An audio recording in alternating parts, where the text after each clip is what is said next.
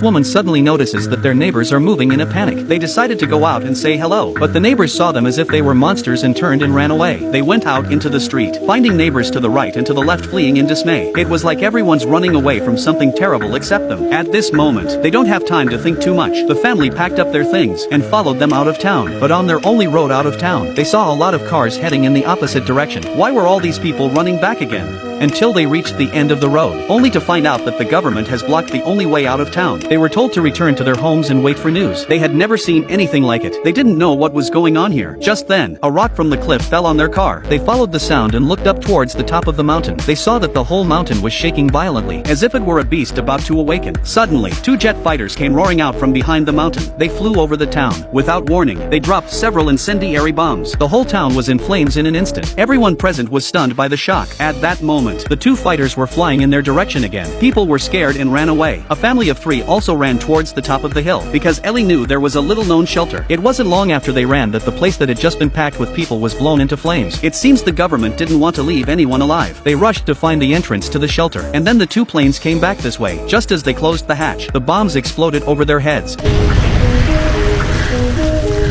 After a while, Jack discovers that the shelter has a huge amount of living supplies stored in it. But what was going on out there? They don't know. Their first priority was to survive in the cellar, and so they spent a whole year here. During this year, they got used to life in the cellar. They chained the entrance tightly, because they knew that the outside world had been taken over by an unknown creature, and they may be the only living survivors in the world.